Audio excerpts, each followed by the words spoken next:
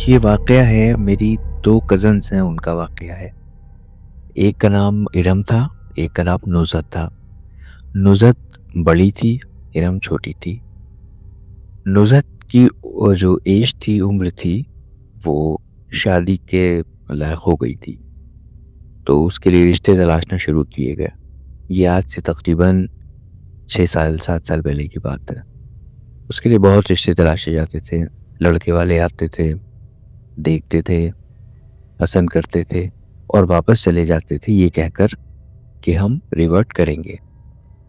लेकिन एक सब में सिमिलैरिटी पाई गई, वो ये पाई गई कि जितने भी लोग आए देखने और वापस चले गए, उन्होंने कभी रिवर्ट नहीं करा। और एक चीज़ कॉमन उनमें ये थी कि जितने भी लड़के वाले आते थे, जब वो वापस चले जाते थे, तो या तो लड़के का एक्सीडेंट होता था, या उसकी माँ का, या उसके वालिद का। किसी न किसी का एक्सीडेंट होता था या उनके साथ कोई इस तरह की हैपनिंग हो जाती थी। तो बहरहाल वक्त बीतता गया, लड़की ज़ात थी, उम्र बढ़ती ही जा रही थी, कोई अच्छा रिश्ता नहीं मिल रहा था। तो आखिर में फिर ये हुआ कि चलो अब ज़रा पता करवाएं कि किसी आमिल साहब के पास जाके कि कोई मसला तो नहीं है, किसी ने कोई बंदिश तो नहीं कर रखी। ख़ानदान में होते हैं इस तरह के कुछ फीलिंग्स रखने वाले लोग। तो कई आमिलों से मुलाकात हुई, वो लोग अपना देखते, पैसा भी पानी की तरह बहाया गया, लेकिन रिजल्ट सिफर आता था। सब ये कहते थे कि कुछ है, लेकिन क्या है वो मेरी समझ से बाहर है। बहरहाल वक्त बीतता गया, बीतता गया, बीतता गया। 3 साल पहले एक आमिल साहब मिले, उन्होंने देखा, तो उन्होंने कुछ वक्त मांगा, हफ्ते भर का, फिर उन्होंने जो भी अमल किया हो। और 1 हफ्ते के बाद वो वापस उसके घर जाते हैं और वहाँ पर जाकर उसको पानी पड़ के पीने को देते हैं, नुज़त को। तो वो पानी पीती है। पानी पीने की देर थी कि थोड़ी देर में उसकी जितनी एक्टिविटीज़ थी वो सब ड्रास्टिकली चेंज होने लगती हैं। अब उसकी आवाज़ में भी बदलाव आता है, हरकतों में बदलाव आता है। बस वो मर्दों की आवाज़ में हंसना शुरू करती है। तो आमिल साहब सबसे पहले उससे पूछते हैं कि तुम्हारा नाम क्या है। तो वो बताता है, जो उस पे था, कि मेरा नाम गफूर है। तो वो पूछते हैं कि तू कहाँ से आया है इसके पास। वो कहता है कि ये जब छोटी थी तो ये अपनी नानी के घर के सामने कब्रिस्तान था, ये वहाँ पर खेल रही थी, तब से मैं इस पे आशिक हूँ। और इसकी शादी तुम लोग मत करवाओ, इसकी शादी मैं होने नहीं दूंगा, अपना वक्त ज़ाया मत करो। बहरहाल अब उससे किसी तरह से पीछा छुड़ाना था, तो आमिर साहब ने तावीज़ात दिए। तावीज़ात दिए, 1-2 दिन तक वो थोड़ी सी अग्रेसिव रही और उसके बाद वो ठीक हो गई, नॉर्मल हो गई। अब इन लोगों को लगा कि शायद जो था इस पे मखलूक थी, वो चली गई या कुछ हो गया उसके साथ। बहरहाल हफ्ते भर के बाद अब जो चीज़ें अब तक छुपी हुई थी, अब वो ऑटोमेटिकली ज़ाहिर होने लगी। आमिर साहब ने तो एक मर्तबा हाजिरी करवाई थी, अब वो घर में क्या करती थी कि उसकी माँ बैठी रहती थी और उसकी बहन बैठी रहती थी, उसके वालिद बैठे रहते थे। तो अचानक से वो चाकू उठा लेती थी, कहती थी मार डालूं सबको, और हंसती थी, ये सब करती थी। फिर उन आमिल साहब को बुलाया गया। उन आमिल साहब ने कहा कि मैंने इस पे जो था उसका तो कत्ल कर दिया, लेकिन इसके 7 और भाई हैं जो इससे बदला लेने आए हैं। अब उन 7 को टैकल करना तो बहुत मुश्किल है, तो मैं इसको एक ऐसा तावीज़ दे देता हूँ जो इंशाल्लाह इसकी हिफाजत करेगा और ये मखलूक इसके करीब नहीं आएंगे। बहरहाल वो तावीज़ दे देते हैं, तो वो तावीज़ पहन लेती गले में, और वो उसको ताकीद करते हैं कि ये तावीज़ कभी उतारना नहीं, वरना खसारे में आ जाओगी। तो वो कहती ठीक है, मैं तावीज़ नहीं उतारूंगी।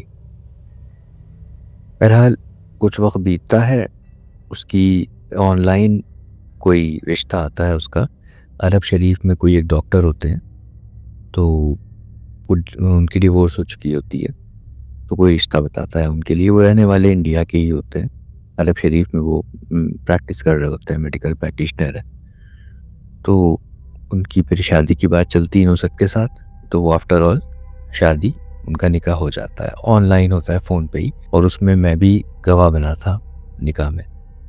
बहरहाल उनका निकाह हो जाता है, वो उसे आते हैं, इंडिया आते हैं, सबसे मिलते हैं, जो फंक्शंस होते हैं वो सब फॉर्मेलिटीज़ पूरी होती हैं, वो उसे अपने साथ अरब शरीफ ले जाते हैं और वहाँ पे अपने साथ उसको रख लेते हैं। अब होता क्या है कि इसकी लाइफ बहुत अच्छी गुजर रही होती है, बहुत लेविश लाइफ इसकी स्टार्ट हो जाती है, तो ये बहुत खुश रहती है। शादी के 1.5-2 साल ही बीते थे कि एक बार उनके जो शौहर साहब हैं वो उससे पूछते हैं कि तुम ये गले में तावीज़ क्यों पहनती हो। तो वो उनको सच बता देती है कि मेरे साथ ऐसा ऐसा मसला था, तो मैं तावीज़ इसलिए पहनती हूँ। तो वो कहते हैं नहीं, तावीज़ तुम उतारो। तो वो उनको कन्विंस नहीं कर पाती है। वो कहते हैं कि नहीं, तुम इसको उतार के फेंक दो। तो वो आफ्टर ऑल वो फेंक देती है उसको उतार के। उसका फेंकना था कि 4-6 दिन के बाद से उसकी तबीयत बिगड़ने लगती है। और उसके साथ होता क्या है, उसका हीमोग्लोबिन लेवल डाउन होने लगता है और बहुत डेंजरस लेवल तक डाउन हो जाता है। तो पहले तो वो कुछ ट्रीटमेंट उसका खुद करते हैं, because he was also doctor. लेकिन जब उनके हाथ से मसला निकलने लगता है तो उनको गनीमत लगता है कि मैं इसको इसके मायके में ही ले आऊँ। तो वो उसको वापस मायके ले आते हैं। ये लास्ट ईयर नहीं, 2024 की बात है, दिसंबर की। तो वो उसको ले आते हैं वापस इंडिया। वो अपने मायके में रहने लगती है। यहाँ उसका ट्रीटमेंट शुरू होता है, डॉक्टर्स को दिखाया जाता है। तो जब डॉक्टर्स देखते हैं तो उनको समझ भी नहीं आता है कि इसका हीमोग्लोबिन लेवल डाउन किस वजह से हो रहा है, आखिर क्या है ऐसा, कितनी डेफिशिएंसी हो रही है। बहुत कोशिश होती है, कई डॉक्टर्स को दिखाया जाता है, लेकिन कोई भी कंक्लूजन पे नहीं पहुंचता है। एक दिन ये रात का वक्त होता है और ये छोटी बहन जो उसकी थी इरम, ये बताती है, इसने मुझे बताया था, कहने लगी मैं देखती हूँ कि रात को नुज़रत अप्पी उठी रात के करीब 1:30 बजे और आंगन में गई। इनका बहुत बड़ा सा घर है माशाल्लाह। आंगन में जाती हैं और वहाँ बैठ के रोना शुरू करती हैं। तो कहने लगी कि मैंने देखा, मैं उसको उनको पकड़ के वापस ले आई, चुप कराया, फिर लाके सुला दिया कि ठीक हो जाओगी, अपनी कोई परेशानी की बात नहीं है। नेक्स्ट डे वो देखती है कि फिर से ही उठ के जाती है। अब ये रोज़ का मामूल बन गया था। तो एक दिन जब ये उठ के जाती हैं तो ये इसकी छोटी बहन इनके पीछे जाती है, तो ये देखती है कि जो नुज़रत होती हैं ये कोयले ज़मीन से बिन के, जो कि दिसंबर का महीना था और सर्दियों में कोयले जलाए जाते हैं, तो जो कोयले होते हैं वो बिन के कोयले खा रही होती है रॉ। तो ये देख के बहुत हैरत में आती है और ये चुपचाप खड़ी देख रही होती है। तभी अचानक नुज़रत पलटती है और कहती है तुमको भी खाना है कोयले? अच्छा, तुम तो नहीं खाती होगी। और बस कह के हंसना शुरू कर देती है। बहरहाल सुबह होती है, आमिल साहब को फिर से बुलाया जाता है, ऐसा ऐसा मसला हो रहा है। आमिल साहब देखते हैं, आमिल साहब उसका ट्रीटमेंट शुरू करते हैं। वो उसको पानी देते हैं और वो बहुत डांटते हैं, कहते हैं कि जब मैंने मना किया था कि तावीज़ मत उतारना तो तुम तावीज़ क्यों उतारा, और बहुत बड़ी तुम लोगों ने ब्लंडर कर दिया एक। बहरहाल अब जो हो चुका था वो तो हो गया। खैर, आज आते हैं आमिल साहब उसका ट्रीटमेंट शुरू करने और नेक्स्ट मॉर्निंग तड़के उसका इंतकाल हो जाता है घर पे ही। आज तक ये समझ में नहीं आया कि हीमोग्लोबिन लेवल डाउन क्यों होता था उसका, डॉक्टर्स को भी समझ में नहीं आया।